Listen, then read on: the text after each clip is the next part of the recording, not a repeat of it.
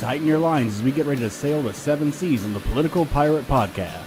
Join Captain Ted Yoho and the salty dog, John Martin, as they search far and wide for the greatest treasure of all, the truth. From local Florida news to nationwide stories and the globe beyond, we've got it all mapped out. Now here's your hosts, the salty dog, John Martin, and Captain Ted Yoho.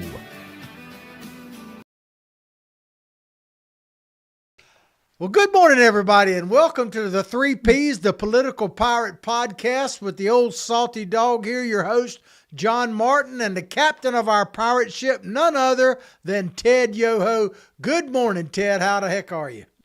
Good morning, John. Good to see everybody, and happy post-Christmas going into the New Year holiday. And it's been a great year. Look forward to talking to you. You got a great show lined up.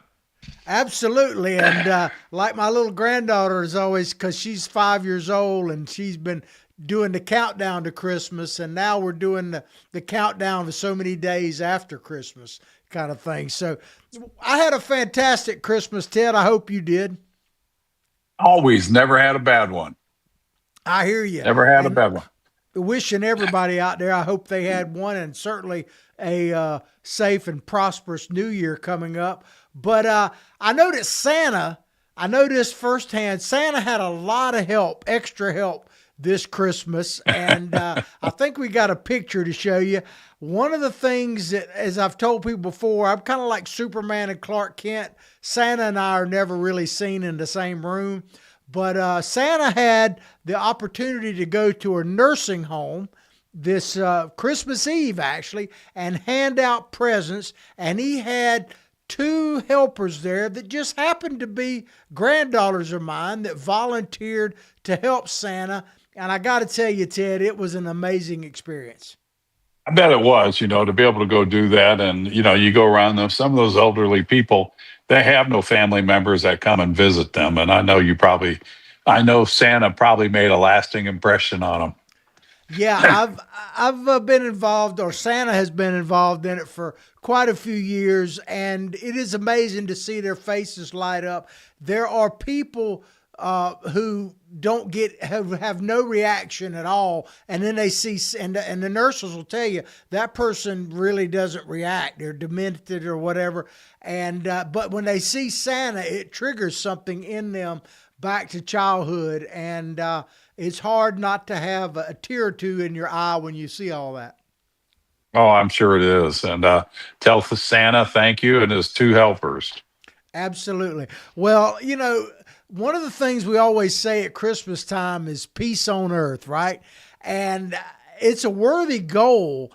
And in some cases we have it. There's a weird situation to me happening in the world right now, Ted, because overall the world is reasonably peaceful overall, but there are certainly pockets all over the world, kind of like, I hate to say it, but to lead up more to World War I, where there are skirmishes and wars and threats of wars and travesties literally happening everywhere. So while on the one hand, living here in the United States, you might feel like we're at peace, there's war everywhere, Ted.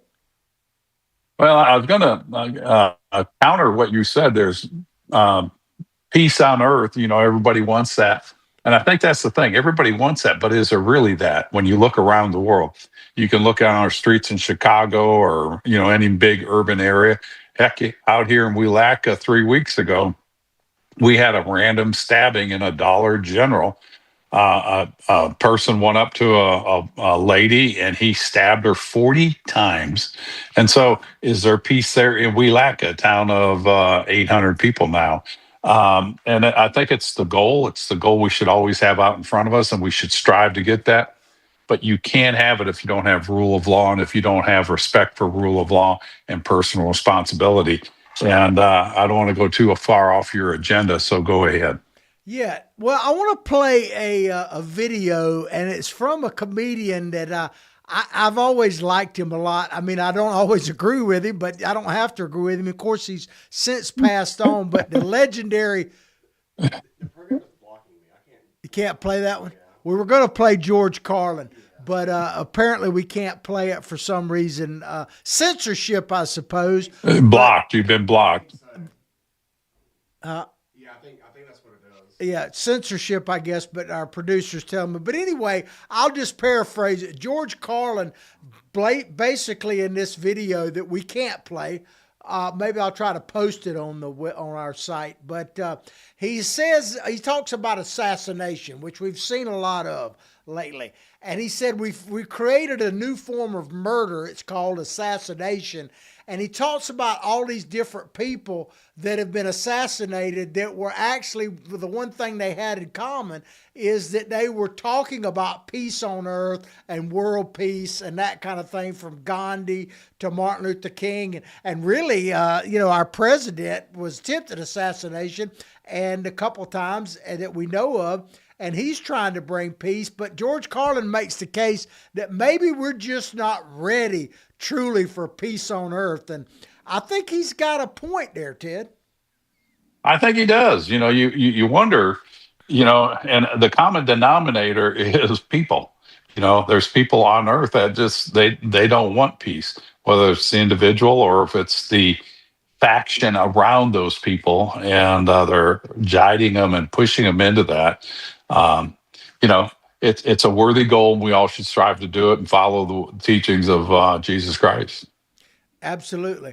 Well, Who Donald who who who was murdered and assassinated? in his own way, he was assassinated too. And George Yeah, Carlin, actually not in this particular video we were going to play, but he has a bit where he talks about that as well. He says, he talks about Jesus, and he says, they basically took the extra step when he said peace on earth for everyone.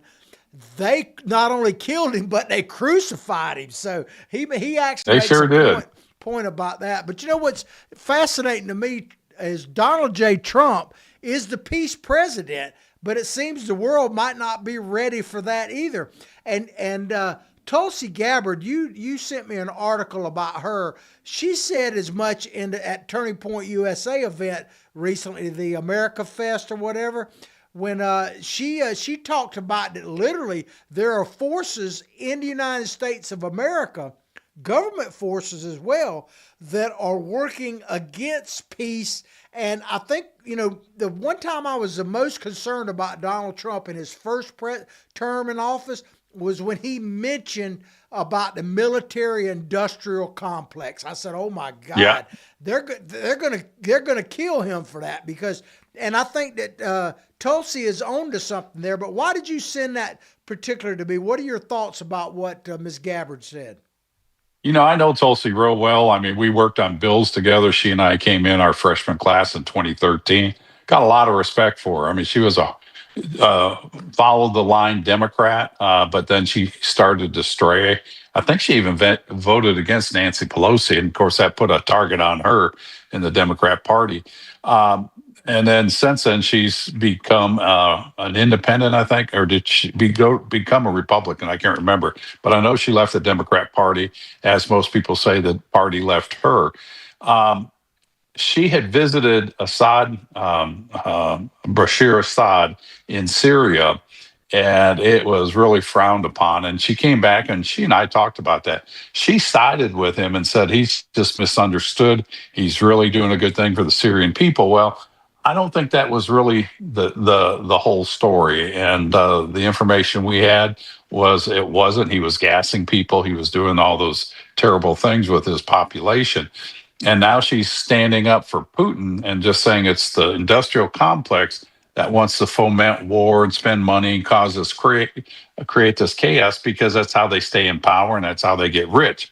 That part I think is true, but I don't think Putin is a guy that I would put much faith in and saying that he wants peace when clearly I think it's been shown that he doesn't want peace. What he wants is he'll have peace when Mother Russia is reclaimed. So Yeah, well, that's why I sent that article to you. I appreciate that. Let's talk about because I want to go through a series of, in no particular order, but some hot spots in the world, and certainly one of them is the Ukraine war, where Donald Trump had a 2 hour, I guess, phone call with Putin on Sunday, followed up with an in-person meeting with Zelensky, of the president of Ukraine, at Mar-a-Lago, and they had an interesting press conference yesterday. The president said there's a lot of optimism to think about peace and all of that kind of stuff. And I want to ask you this question, Ted. I didn't put it in the notes, but it kind of came to me this morning. And it's really, I hesitate to even ask it because I don't want people to misunderstand it. It's somewhat of a cynical question. But one, I don't think that Putin really necessarily wants peace. But here's my question for you. In the strategic sense, is the war continuing in Ukraine better for Europe overall because it keeps Vladimir Putin bogged down? I mean, certainly it's an atrocity on the people of Ukraine, and I'm not discounting that. But if Putin really wants to take over all of Europe again, or at least the former Soviet bloc, isn't it in a certain sense it good to have him bogged down somewhere? I don't know if that makes sense, but some of us are sicker than others, so my mind works that way. I bet people are talking about that behind closed doors.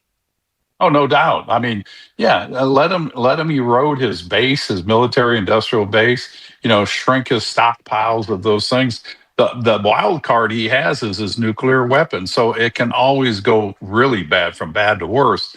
Um, And I think you're partly right in thinking that the EU, if we can weaken him, even us, the United States, if we can keep Russia at bay but not solve that war, they're depleting their stockpile. Their power is eroding. But you know who really is winning on this is China. China is, not helping this war come to an end. They could stop buying Russian oil, and it just allows China to get stronger, build up their military as we spend our military assets over there too. And so this is something I think we need to look at. And, I think this is going to drag out. I don't think there'll be a lasting peace. It may be peace for a little bit, but with Putin in office, we just know it's a broken record. After hosting Zelensky at the White House, Trump demanded that both Russia and Ukraine halt their fighting and stop at the battle lines, implying that Moscow should be able to keep their territory it has already seized from Ukraine. That is a non-starter. I mean, he wants to take the Donbass area, which is their big coal producing area. And Zelensky said last week that he'd be willing to withdraw troops from Ukraine's eastern industrial heartland as part of the plan to end the war if Russia pulls back from the area and becomes a demilitarized, no troops there, demilitarized zone. And their spokesman, Dmitry Peskov, told reporters that Kremlin has already been in contact with the U.S. and that they are going to keep troops in that area. And if they see NATO troops, they view them as targets that they can shoot because they're interfering. And the thing that the Democrat or the Russians say is it was agreed upon to continue dialogue. So they never put an end to it. They just keep stretching it out. Yeah, well, something we've talked a little bit about in the past, and you've mentioned it quite a few times, especially with China, and I agree with you. But Russia kind of falls into this category a little bit too, is because of their ancient history, so to speak. Right. They have a different view of a plan. I mean, the communists, for instance, put forward a 5-year plan. That's one thing. But when it comes to the Russian legacy, if you will, or regime, they don't look at things the same way. In China, and I hope people take this the right way. This is not necessarily a criticism of Chinese people, but they look at it that ultimately, whether it takes 100 years or 1,000 years, they will one day be the dominant force on the earth. That's kind of just how they generally feel about things. Oh, there's no doubt about that. I mean, that's outlined in Stephen Mosier's book, The Bully of Asia.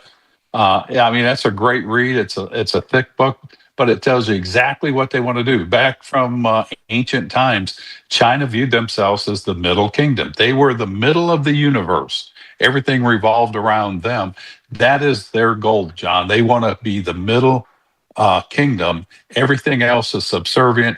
Every other race on the planet is subservient or lesser than the Han race, the predominant Chinese race.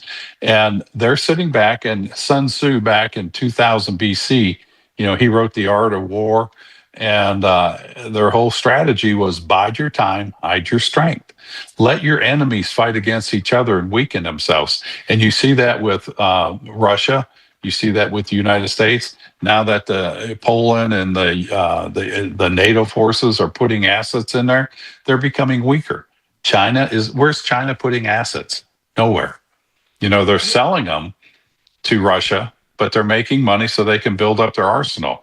They've just launched their largest aircraft carrier. It's larger than ours, and they have plans and they're in the process of building 4 or 5 more right now. Yeah, and North Korea is building a huge submarine right now. Nuclear That submarine. Absolutely, and China's supporting that because North Korea really doesn't do anything without their blessing to speak of. But one of the examples I'd like to use about China's long range and how they look at things differently. China literally invented gunpowder, and they Right. had it for several thousand years and never built a weapon out of it. They used it for fireworks and that type of stuff.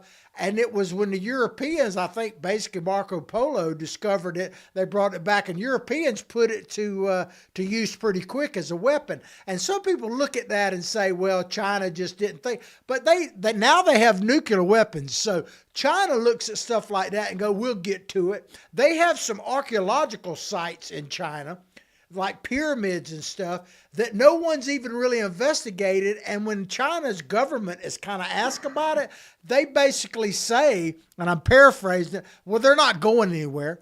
We'll get to them eventually. And so they just look at time totally different than we do. They really do. They had the Mao Zedong 100-year plan, the 100-year marathon, and they're 78 years into it.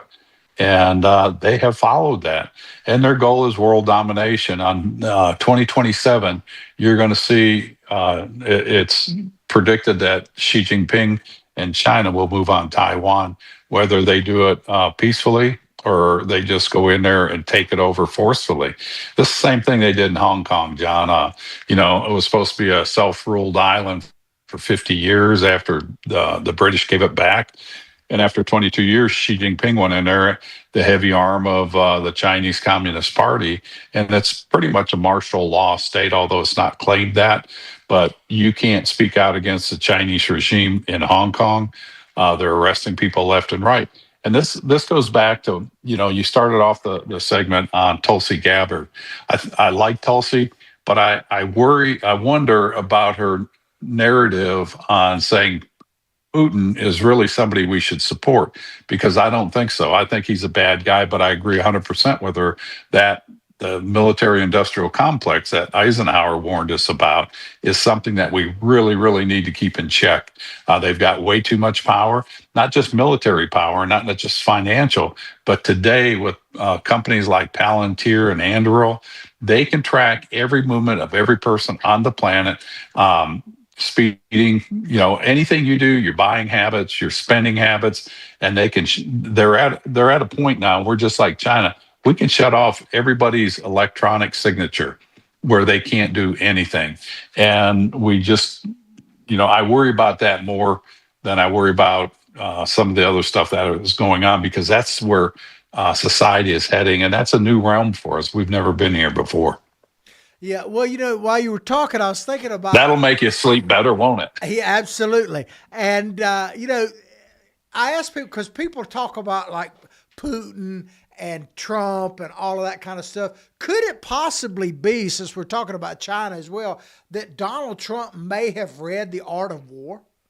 Because it sounds to me like didn't Sun Tzu say something along the lines of keep your enemy or your friends close, but your enemies closer?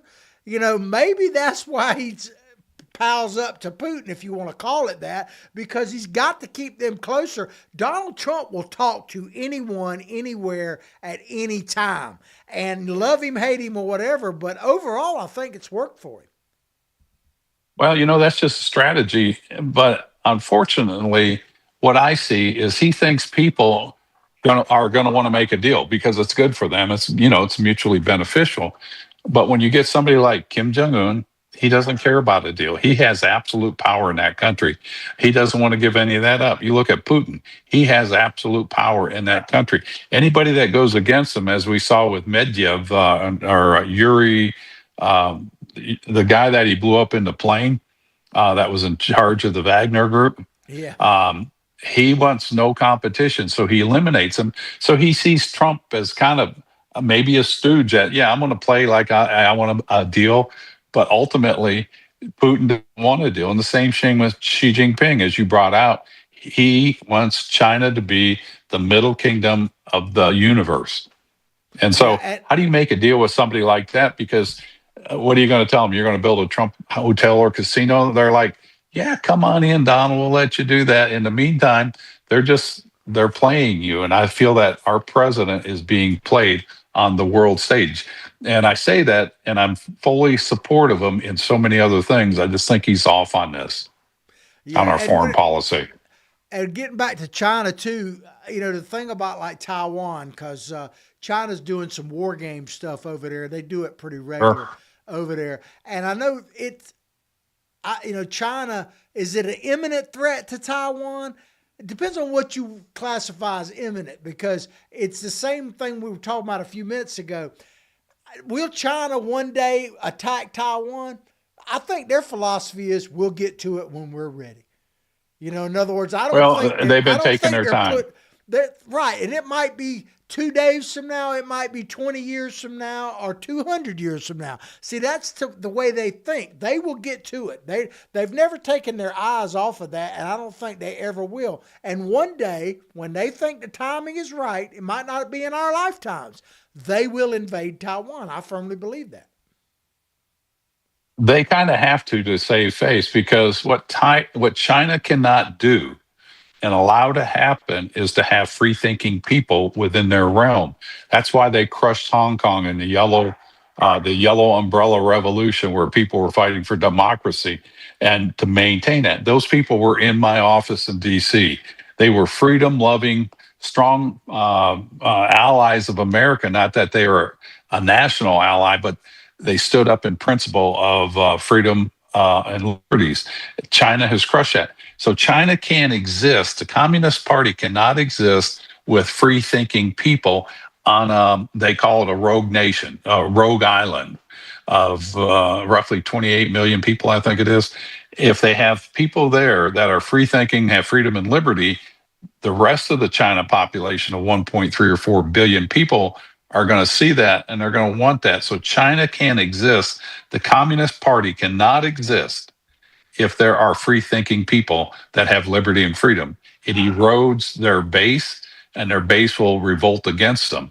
And the only way they can keep that in check is to keep power on them and strip Taiwan from that. Now, I say all that to say that if they can't get control of Taiwan peacefully, they will invade it. And if they invade that, Japan's going to go to war with them, and then we go to war because of our agreements that we've had in the past, and that's going to be World War III.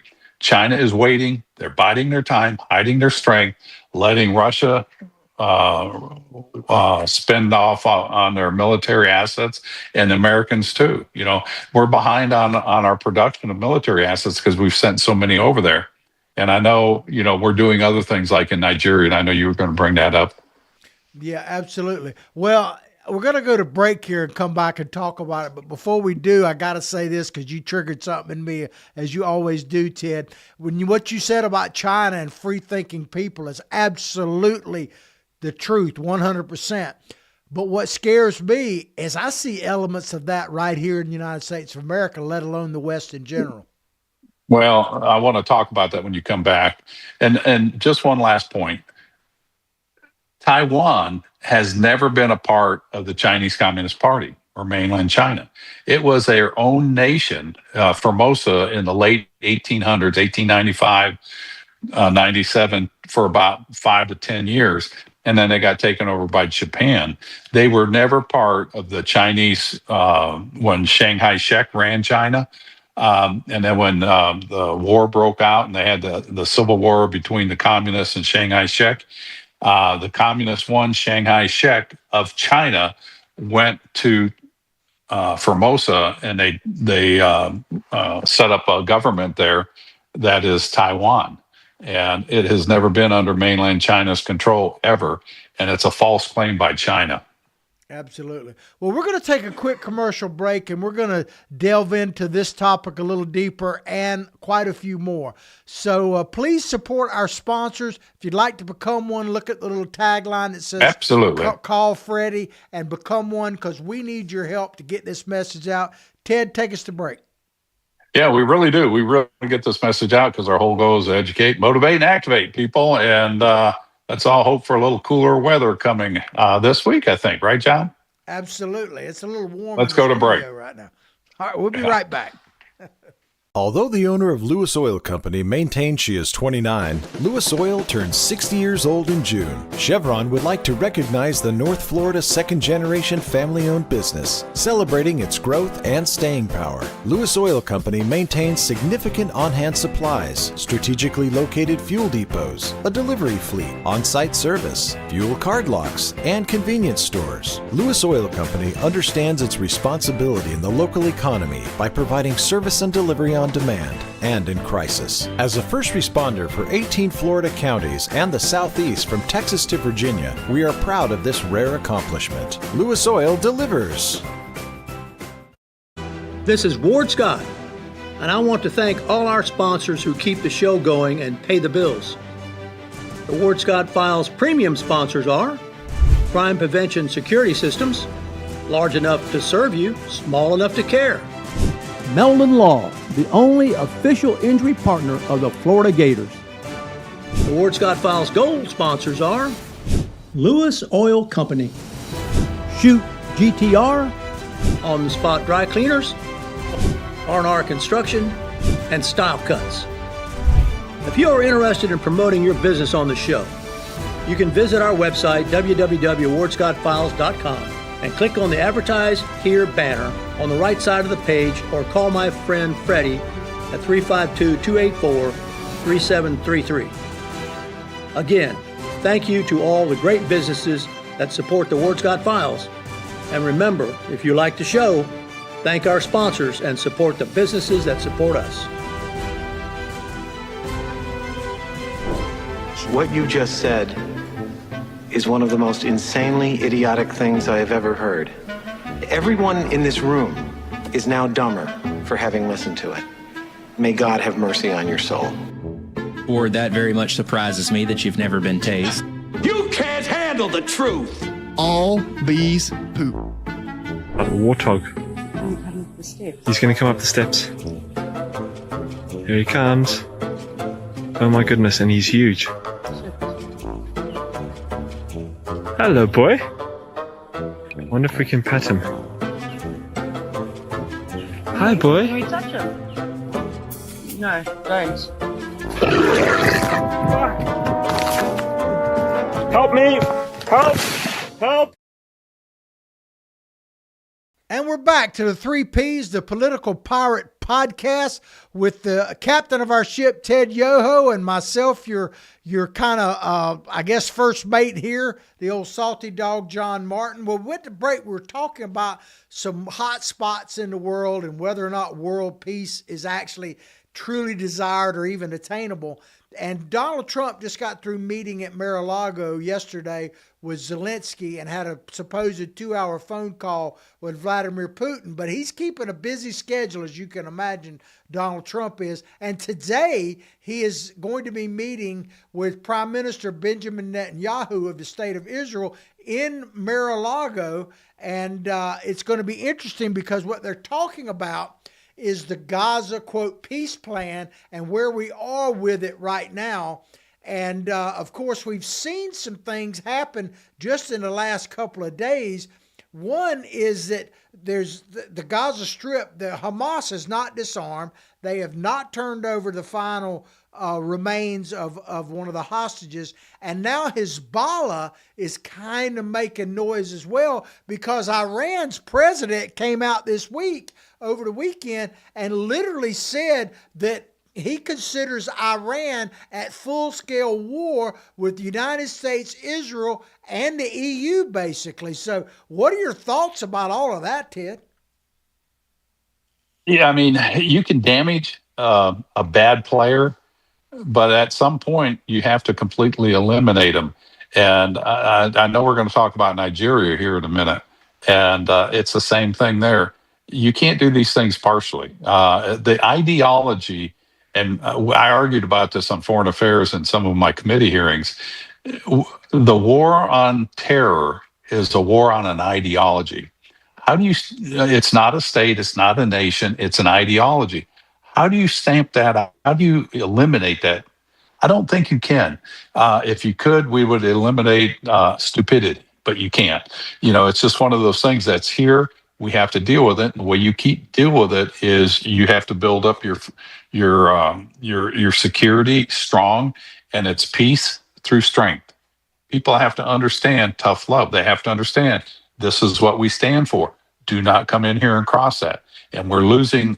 The European Union is losing who they are. We're starting to lose who we are. And with Iran, as bad as they were hurt with sanctions, as bad as they were hurt with, President Trump went in there and he bombed them. But then he says it's over. They're never going to do this again.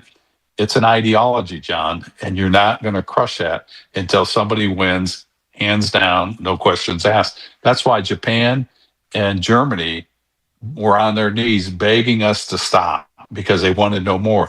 They had crossed that point. They had crossed the Rubicon, had been crossed, and they were forced to say, you know what, I have no other option. Yeah, well, talking about Iran, I mean, and you can't have, getting back to the thought of free-thinking people, you can't have a free-thinking populace in an Islamic republic. It can't happen.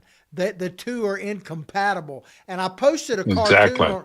I posted a cartoon on our Facebook pages this morning before the show started that shows Santa Claus surrounded by these Islamic fundamentalists, and he's locked up. And he says, how the heck did I land in Syria? And the clerics around him say, you're in Dearborn, Michigan. It's funny, but it's scary at the same time. I can't tell you how scary that is. It's if people haven't read it, and you've heard me talk 100 times about this book, The Clash of Civilization, we are in the midst of that. And read that book because it tells you how it ends. There's a couple options how it ends, and it's not pretty if we are complacent. At some point, you got to fight and stand up for your principles and fight to protect them. Well, there's still more news coming out of Venezuela. We're talking about another hot spot. There's a report, because Donald Trump kind of alluded to it, and of course the media is jumping all over it just this morning, that they alluded to some type of strike of a drug site.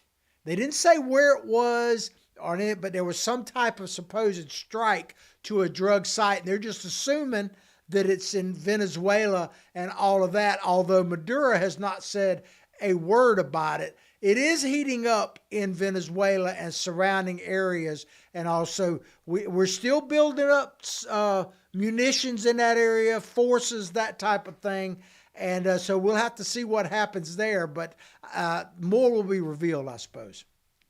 Yeah, I'm totally against it too.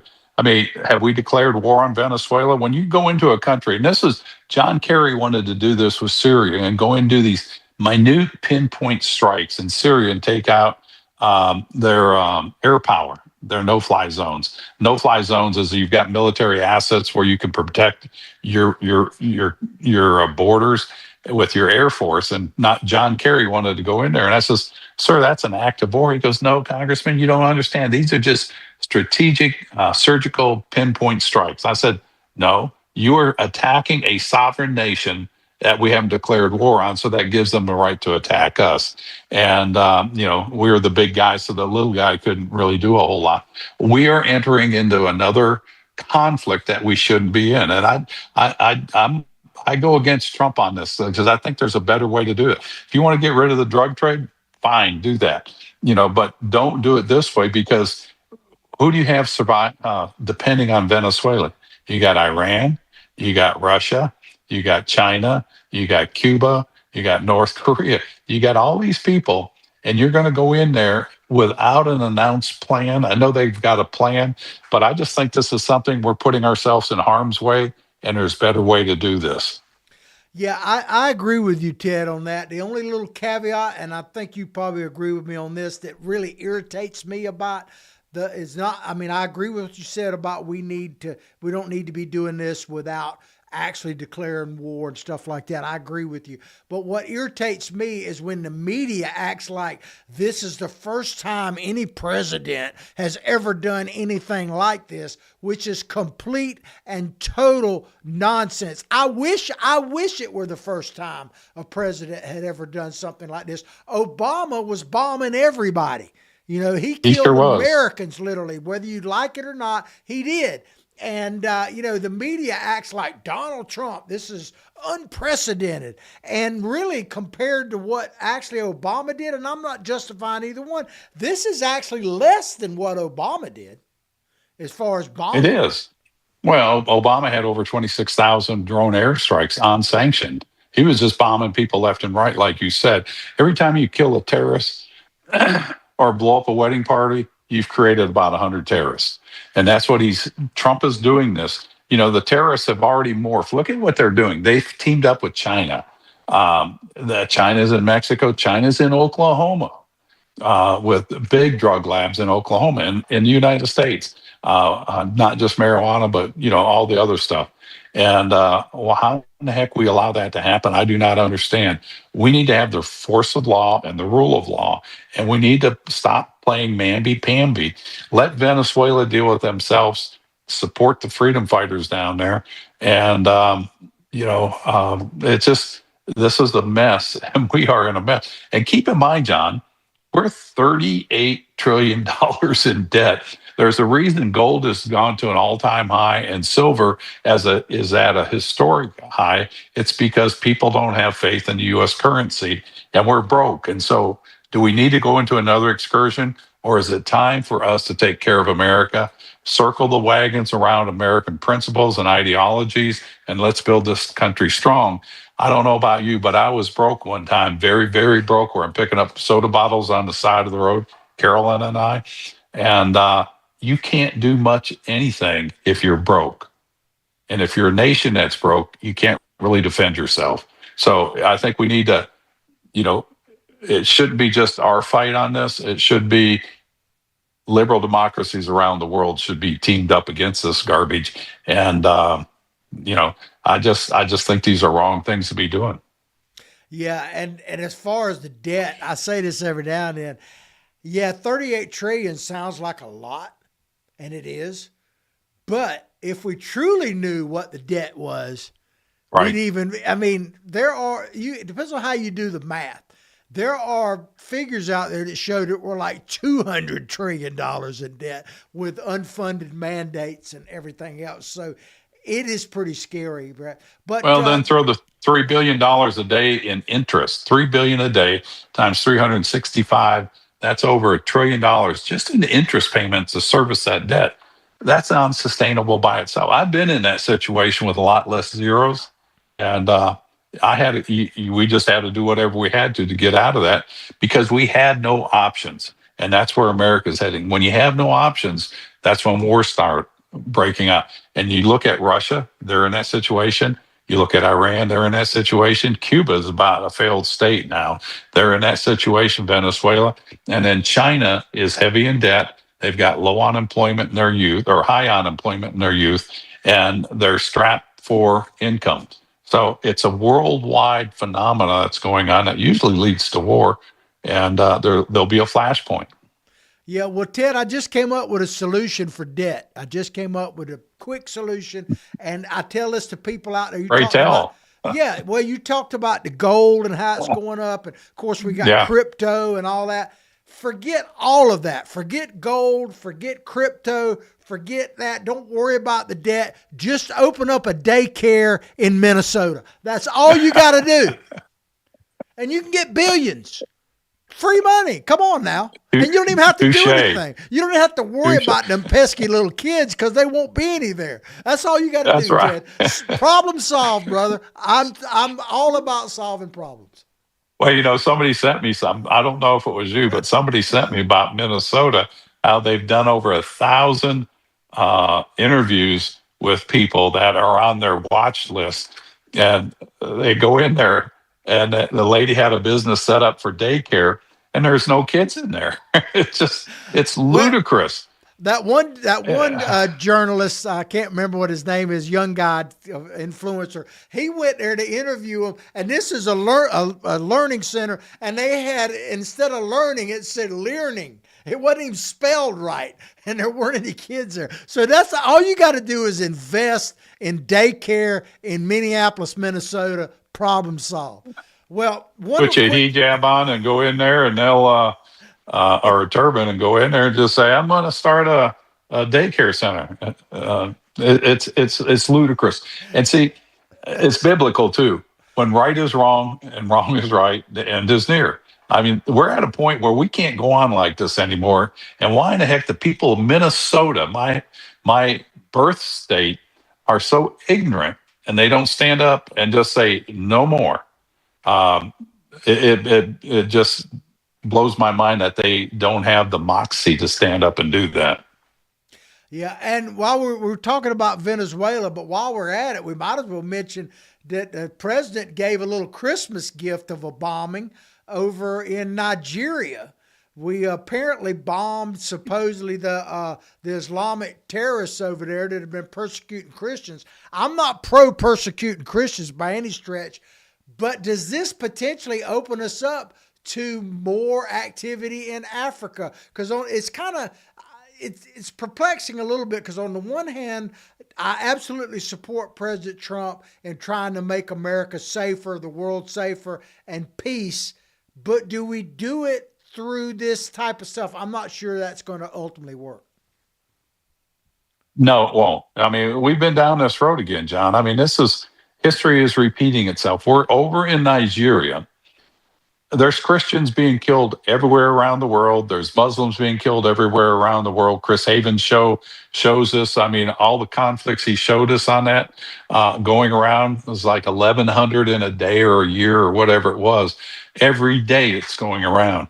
And so it's an atrocity that is going on. And when you get into this, the strike was coordinated with the Nigerian government. And when I read into this and when I studied this, some of the experts said, well, not all the Nigerian government is on the same page. So who's giving the coordinates for the strike? Well, as it turns out, the strike hit an area where there were no terrorists, supposedly, and nobody got injured other than maybe some goats and things like that. But you're not accomplishing anything. And if you do kill a Muslim or a terrorist, you're going to create 50 other ones. And we're going, and see, this is what I was talking about. You're trying to stomp out an ideology. This group they went after is the Lakurawa, and it's an affiliate of ISIS of the Sahel. And it exports poor local governments and assesses the terrorist groups that operate in Niger and Mali. And Nigeria declared them a terrorist organization. But the locals say they're connected to bandits and criminals who intimidated local residents, most of whom are Muslims, and they're preaching radicalization. So this is happening. This will happen in Haiti. It'll happen in these areas that have poor governance. And we have spent billions, if not trillions of dollars to bring in good governance. And so the game plan has to change. And when you read into these strikes, a lot of the Christians being killed by Muslims were out on the farmlands when there was disputes, not over religion, but over who controlled the farmland. So if the Christian had the land and Muslim wanted it, he was killing them because he wanted the farmland. It wasn't over religious ideologies, but yet this gets brought up a level. Oh, this is an ideological war. radical Islam against Christians. And I don't think that's the correct narrative. And I think we should stand back. I think it's an atrocity, but don't we have the UN that we spend 25%? We fund 25% of their budget at the UN, and the majority of the budget for the peacekeeping mission at the UN. Isn't this the role of the UN? And why in the heck are we in there doing this and not holding the UN accountable, John? That's a good question. We'll have to wait for the answer, I suppose, on that. But, I want to move on to it's in a way a different topic, but it's all tied together because while we're trying to solve the world's problems, Ted, I think you rightfully bring us back home quite often and I put our republic, can we keep it? Because Ben Franklin, and I've shown this meme many times, it's one of my favorite ones where Ben Franklin was famously asked about the Constitutional Convention, well, what'd you give us? And he said, a republic if you can keep it. And that is a question that is yet to be totally answered. And right now, I would say that it's a little up or down whether we can keep it. And you sent me an article from a lady named Mary J. Ruwart, a PhD, and she said the state casts a long shadow across basically the country. What were your thoughts on what she wrote, and why did you bring this to my attention? I don't have that article right in front of me. What else does it say? Well, it's Do you have it right there? It's basically just talking about how the state is essentially squelching speech, is essentially regulating us so much. She doesn't make this point, but I'll go ahead and make it. When you big business, and I'm not trying to pick on anyone particular, but let's just say Walmart. Walmart's going to get what they want. They don't mind big government. They really don't.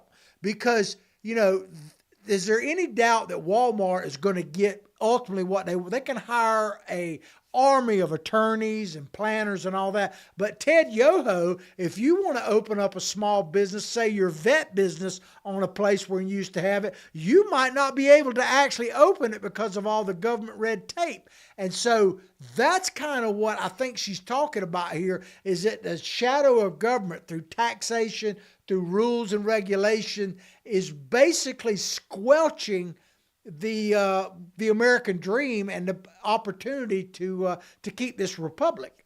I got the article here. No, I've got it here, and that's absolutely right. I mean, we're killing ourselves from within. I mean, in so many different ways. You look at the ideology wars going on with the DEI wokeism. You look at the modern progressive party that displaced the Democrat Party. They are anti-American. They're antithetical to a free constitutional state. And we are killing ourselves with our rules and regulations. And, when you have that, you get these, you become tribalism, and you create tribalism in doing these things, and you weaken the foundational principles of this country instead of building those up. And it comes back to education, John. And that's what our main goal is, educate people. If you don't educate the next future on how to move forward with what you have and build it better, you lose it. And this has been proven over and over throughout history with different cultures. But look at large families like the Vanderbilts, very successful. I think it was all their wealth was gone within 1 or 2 generations after that, because they didn't understand the fundamental principles of how they built that company. And they didn't know what it took to maintain it. When Carolyn and I went to Europe, we saw these great Baroque buildings that were built in the 1600s and things like that. Beautiful buildings, but today they lay in ruins because this generation doesn't understand what it took to build that, and they don't know how to maintain it. They don't have the money to maintain it. And that's what's happening here. If we do not understand how we got here and what it takes to maintain it, you're going to lose it. And we're seeing that. And that's where I talked about Obama when he came in. He comes into a country that is the most successful on the planet. We talk about that. It could be debated. But yet he wants to tell you how bad it is, but yet he doesn't know how it was built. To him, it was built on the backs of slaves. Yes, that's true. There was a portion of that, but it wasn't just the slaves. It was everybody, the sweat equity that was put into this country. that created that. And he wants to just tell everybody how bad it is and was terrible instead of embracing it and says, all right, we've grown beyond slavery, we've gone beyond civil rights, and we've improved. Let's keep improving instead of tearing it down. But he is antithetical to America. And what we're experiencing today in this country is a remnant of Obama and the people that taught him and the people that taught Hillary Clinton that despise this country, and the Ilhan Omars that want to tear down the system that we have and rebuild it. And John, do you want Ilhan Omar or AOC or Talib Rashid rebuilding America in their vision? Give me a break. Absolutely. Well, you know, Let's throw Zohran Madani in there too. You know, everything will be free. We're about to see just how much Americans are willing to sacrifice, if you will, to pay off the debt, to get us financially stable. I wish I could tell you we're ready for it, but I don't know that we are, because this thing with the Obama, you mentioned Obama, the subsidies, Obamacare, all of that kind of stuff. The Obamanization of America. We're about to see increases in our insurance because Obamacare, let's just say it, has been a total failure. The Affordable Care Act has been a disaster. I don't even know what the solution totally is at this point, but the Democrats are going to use it like a hammer on the Republicans to try to win the midterms and impeach Donald Trump and solve absolutely nothing. They've never met a tax hike. They didn't want to see that type of thing. There's one, I'm going to play this video. There's one president, one Democratic president in my lifetime, and I was just a wee pup, that actually came out for tax cuts. I want people to hear this. The whole video is about 5 minutes long. We're only going to play a minute or so of it. But I want people to hear what this Democratic president said when I was just a wee lad. The worst deficit comes from a recession. And if we can take the proper action in the proper time, this can be the most important step we could take to prevent another recession. That is the right kind of a tax cut, both for your family budget and the national budget, resulting from a permanent basic reform and reduction in our rate structure, a creative tax cut, creating more jobs and income, and eventually more revenue. And the right time for that kind of bill, it now appears, in the absence of an economic crisis today, and if the job is to be done in a responsible way, is January 1963. Such a bill will be presented to the Congress for action next year. It will include an across-the-board, top-to-bottom cut in both corporate and personal income taxes. It will include long-needed tax reform that logic and equity demand. And it will date that cut in taxes to take effect as of the start of next year, January 1963. The billions of dollars this bill will place in the hands... I mean, Ted, are there any Democrats who talk like that at all anymore? I mean, my God, how far have we come as a country politically from what JFK was saying right there? Absolutely not. I mean, it's a joke. We've talked about this before. There's no way he could get elected today. I mean, they assassinated him. But his stance on stuff, just no way would he be elected. And it's too bad because that portion of the country has changed so radically. And I do mean radically. I mean, you look at what's going on in this country. We are in radical times here, and the Civil War. We've talked about the war. The World War III's already started. We're at war with China. It's just it hasn't become kinetic yet, but it's fixing to. With Trump going into Venezuela, it's going to hurt China's petroleum products going over there, so their energy is going to be hurt, and that's what was one of the things that prompted Japan. So for Kennedy to say what he said back then, well, you saw what happened, how much he was loved by the big establishment. And I'm sure the military-industrial complex was in that. And I mean, he's the one that started USAID. he was one that wanted to help the world. And it started off as a good concept, but it morphed into a beast that needed to be destroyed. And I'm rambling. Sorry. Well, that's okay. Let me just say this, and we'll move on to one quick ending topic here. I don't hate Democrats, okay? I hate what the Democratic Party has become and the leaders of the Democratic Party. So if you're a Democrat out there, I used to be one. Let me just ask you this. Can we agree or disagree about Donald Trump? Can I just challenge you to let's go back to JFK? Can we just get back to those principles? We could find some common ground, ladies and gentlemen, if we could just get back to what he just got through saying. I mean, I don't know how else to put it. Well, and I mean, one of my favorite quotes in history is "Ask not what your country can do for you, but what can you do for your country?" What you want me to do something for the country? They're supposed to give me stuff. It's supposed to be free. Yeah. Well, that's a segue for you. That's turned into what's in it for me, not what that's what's turned into. Well, we're going to have to close out on that note, Ted, because we're just about out of time. I want to wish everybody a happy new year coming up. We will do a show, I guess, on Friday about the new year, and we'll talk about maybe our hopes and dreams for the coming new year. Take us out, Ted. No, I mean, here we are winding down 2025, looking at 2026. And, it's always been my idea that I've never had a bad Christmas. I've never had a bad year. Let's make 2026 the best year this country's ever had. And it's by us coming together, not as Republicans or Democrats, conservative or liberals, white or black or anything like that. It's us coming together as Americans to make this the best dang country the planet has ever seen. And that we are that beacon on top of the hill of liberties and freedoms. So God bless you. Happy New Year to you, and we'll talk to you on our next show. What he said, the captain of our ship. Peace out. Take care.